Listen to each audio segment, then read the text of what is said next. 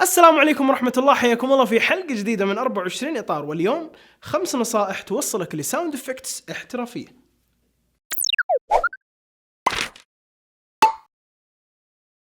حياكم الله مرة ثانية في 24 إطار، معاكم عمر الغامدي. زي ما أقول دائما، جودة الصوت قد تمثل من 60 إلى 70% من جودة الفيلم، ومرات ممكن تكون أهم من جودة الصورة في الأفلام. ولأنه للأسف ما زال الساوند ديزاين عموما في أغلب الأعمال المحلية يعاني جدا، لذلك في حلقة اليوم بعطيكم 5 نصائح مهمة جدا تنقل مستوى جودة الصوت في فيلمك للنكست ليفل. النصيحة الأولى،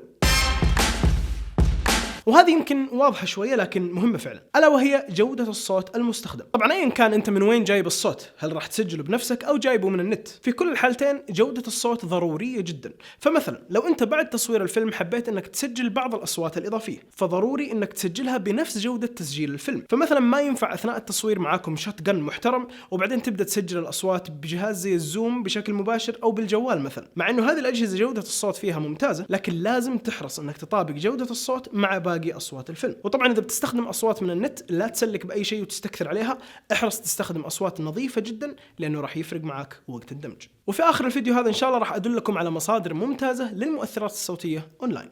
النصيحة الثانية، لا تكتفي أبدا بصوت واحد.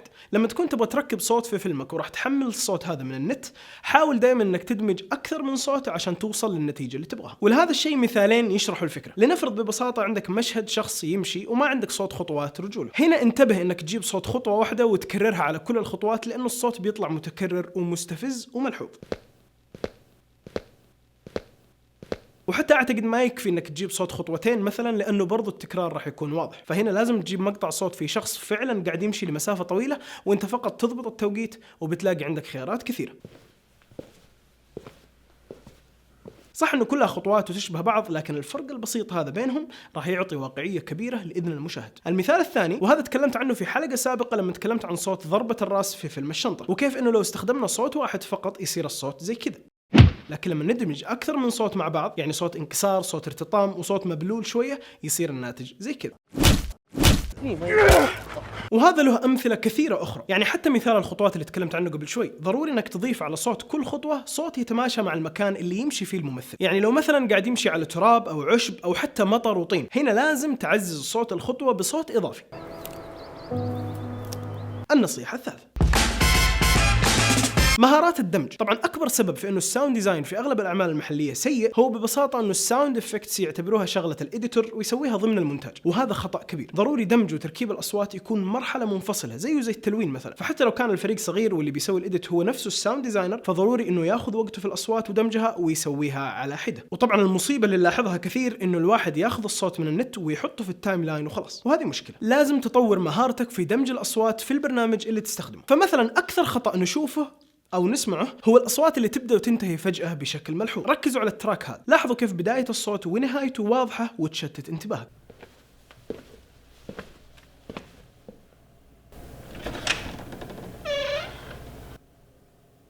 في المقابل لو كان الصوت بس يتصاعد بالتدريج ويختفي بالتدريج، ما راح تلاحظ شيء.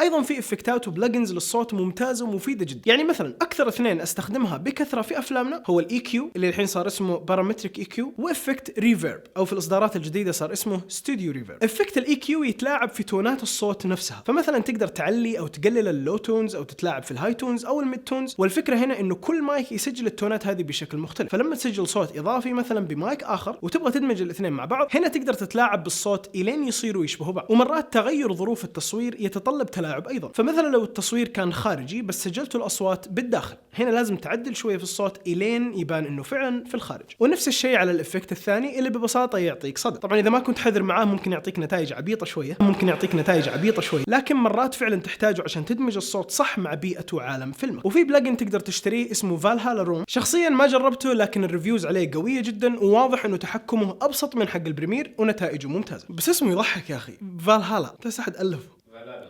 فالهالا. محمد محمد. وايضا في افكت رهيب وضروري جدا اللي هو افكت النويز ريدكشن، وهذا تحديدا استخدمه في برنامج ادوبي اوديشن. ببساطه كليك يمين على الصوت في البريمير واختار اديت ان اوديشن وراح يفتح لك الصوت هناك. طبعا الافكت فكرته ببساطه ازاله النويز او التشويش او الاصوات المزعجه وتنظيف الصوت. طبعا الافكت ما هو سحري، فلا تحط له شيء مضروب مره وتتوقع انه يصلحه، لكن مرات في صوت هواء او شيء مستمر في الخلفيه ومزعجك ويساعدك هذا الافكت، زي مثلا هذا الصوت.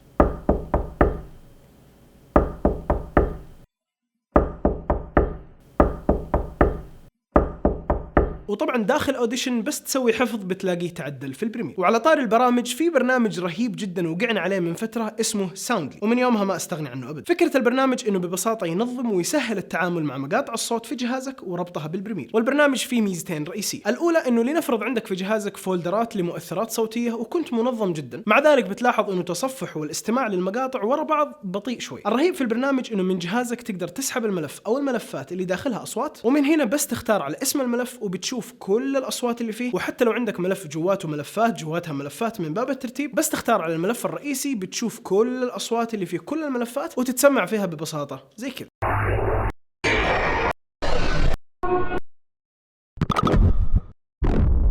واللي يعجبك منها تقدر تحط عليه نجمة بحيث كل الأصوات اللي تعجبك تتجمع هنا. ولاحظ إنه هذا كله لأصوات عندك في الجهاز، بس كأنك قاعد تتصفح موقع منظم جدا. هذا كله الميزة الأولى. الميزة الثانية والرهيبة جدا هي سحب الأصوات للبريمير. في الوضع الطبيعي لازم تروح للملف اللي فيه الأصوات، تجيبه للبريمير وتروح تحدد على الجزء اللي تبغاه وبعدين تسحب هذا الصوت للتايم لاين. في ساوندلي كل اللي تسويه زي كذا، عجبك هذا الصوت تحدد على جزء منه زي كذا، وبمجرد ما تسحبه بالماوس البرنامج يختفي وتحطه مباشرة في تايم لاين البريمير. بس هو جاب الملف واضافه في البريمير وكل شيء. والارهب انه من هنا وقبل تجيبه للبريمير تقدر ترفع الصوت، تقدر تسرعه او تبطئه بحيث يجي للتايم لاين جاهز. صراحه من ارهب الادوات اللي استخدمها مع البريمير. ذكرني ليه ما اخذنا فلوس على المدح ده كله المره الجايه ان شاء الله. المهم بنرجع لساوندلي في الاخير لما اتكلم عن المصادر. ودحين مع النصيحه الرابعه. هذه الحلقة برعاية أكاديمية 24 إطار. هنا في اليوتيوب دائما نحاول نقدم لكم محتوى رهيب تعليمي في صناعة الأفلام وما نوفر أي معلومة، لكن إذا تبغى دورة احترافية ممنهجة تأخذك من الصفر إلى الاحتراف، شيك على دوراتنا في أكاديمية 24 إطار. دورات في الموشن جرافيكس، في المونتاج، وفي تصوير الفيديو. ادخل على الموقع، تعرف على محتوى الدورات وابدأ بالتعلم. التفكير خارج الصندوق او الابداع او الشطحات اللي تحب تسميه، لكن دايم جرب انك تشطح في اختيار مصادر الصوت او في الاصوات اللي تدمجها مع بعض. فمثلا نشوف تجارب كثيره في السينما خصوصا عند فنانين الفولي ارت. فمثلا تبغى صوت عظام تتكسر، استخدم الخضار. تبغى صوت طيور، استخدم قماش. حتى صوت النار تقدر تحاكيه باشياء غريبه زي كذا.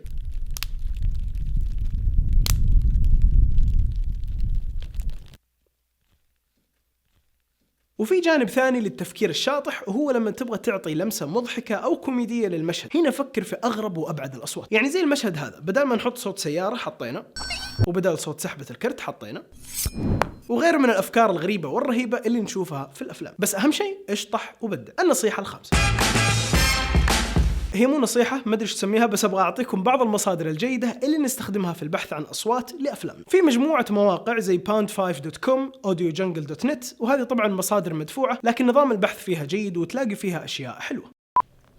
على فكرة وانا اسجل الحلقة نسيت اقول لكم على واحد من ارهب المصادر في الساوند افكتس واللي استخدمها بكثرة، اللي هي حزمة موشن بولس من موقع videocopilot.net. الباكج هذا يمكن غالي شوية، لكن كمية الاصوات اللي فيه رهيبة وجودتها خرافية جدا، وتكلمت عنه في حلقة سابقة وتلقوا الرابط تحت في الوصف. نرجع للحلقة. بالنسبة للخيارات المجانية، عندك اليوتيوب مثلا، تكتب اسم الصوت اللي تبغاه، تاخذ الرابط تحطه في موقع زي هذا يحول لك هو MP3 وتحمله. او طبعا عندك مواقع كثيرة جدا فيها اصوات مجانية، بس يبغى لك تدور في جوجل. يا رجل في موقع من الاخر اسمه freesoundeffects.com. ومن المصادر ايضا برنامج ساوندلي اللي تكلمت عنه قبل شوي. هذه الخانة فيها الاصوات اللي من جهازك، لكن لو اخترت على كلاود بتلاقي عندهم مكتبة صوتية كبيرة ومقسمة بشكل جميل جدا. طبعا كل المزايا اللي ذكرتها سابقا مجانية، لكن بتلاحظ في المكتبة حقتهم انه اغلب الاصوات مقفلة زي كذا، وتقدر تشترك معهم بفلوس اشتراك شهري يتيح لك كل المكتبة حقتهم. صراحة ما جربت الاشتراك حقهم فما ادري. وعلى فكرة اذا استخدمت ساوندلي لاصواتك انت، فنصيحة قفل على هذا الخيار عشان لا يحدك البرنامج في كمية الاصوات اللي تقدر تستخدمها. واذا لاحظت انه بعض الاصوات حقتك مقفلة زي كذا، قلل عدد الفولدرات او الملفات اللي جايبها للبرنامج، لانه زي ما قلت هذه النسخة المجانية من البرنامج. اذا عندك موقع او برنامج رهيب وما ذكرناه شاركنا تحت في التعليقات. على فكرة باذن الله الحلقة بعد الجاية راح تكون حلقة اسئلة واجوبة، فتقدروا من ذحين تتركوا اسئلتكم في هاشتاج أسئلة 24 إطار على تويتر. طبعا بنحاول ناخذ أسئلة من كل مكان، بس يفضل تويتر تسهيلا. هذا اللي كان عندنا في حلقة اليوم. كان معكم عمر الغامدي من 24 إطار. سبحانك اللهم وبحمدك، أشهد أن لا إله إلا أنت، أستغفرك وأتوب إليك. السلام عليكم. ما في كورة اليوم.